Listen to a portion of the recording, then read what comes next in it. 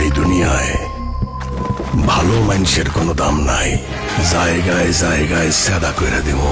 ঢালিউডে আলোচনা চলছে নির্মাতা রায়হান রাফির নতুন সিনেমা সুড়ঙ্গ 2-এ দেখা যাবে জনপ্রিয় অভিনেত্রী মেহজাবিন চৌধুরীকে। সামাজিক যোগাযোগ মাধ্যমে ছড়িয়ে পড়া এমন খবরে শোরগোল পড়ে গেছে অনুরাগী মহলে। তবে এবার এই গুঞ্জন আর জল্পনা কল্পনা নিয়ে অবশেষে মুখ খুলেছেন পরিচালক রায়হান রাফি নিজেই।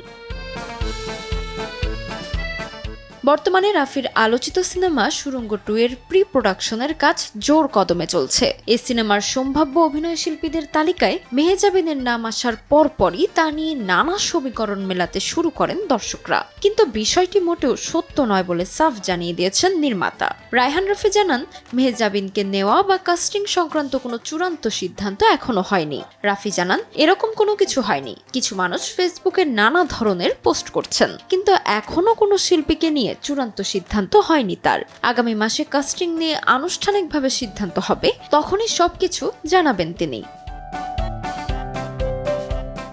সামাজিক মাধ্যমে আসা খবরগুলোকে স্রেফ অনুমান নির্ভর উল্লেখ করে রাফি আরও জানান, অফিসিয়ালি এখনো কোনো তথ্য প্রকাশ না করা পর্যন্ত এসব খবরের কোনো ভিত্তি নেই। সময় হলেই সবকিছু প্রযোজনা প্রতিষ্ঠানের পক্ষ থেকে জানানো হবে। 2023 সালের ঈদুল আজহায় মুক্তি পাওয়া সুড়ঙ্গ চলচ্চিত্রের মাধ্যমে ছোট পর্দার জনপ্রিয় অভিনেতা আফরান নিশোর বড় পর্দায় অভিষেক ঘটেছিল।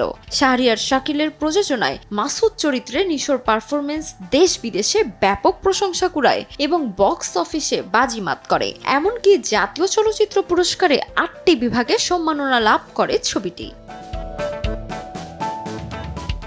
সুড়ঙ্গর বিশাল সাফল্যের ধারাবাহিকতায় আবারও বড় পর্দায় ফিরছে রায়হান রাফি ও আফরান নিশো জুটি।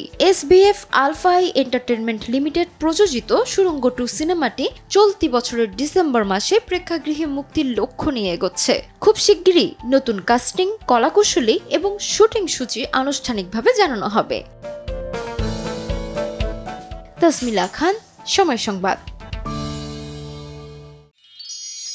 মিষ্টি সকাল কানে কানে কিছু গুনগুনিয়ে বলে যায়, কাছে আয় ভেসে যা হাজার ফুলের ঠিকানায়, ছুঁয়ে দিয়ে ডুবে যায় সুগন্ধে শেষে মানা।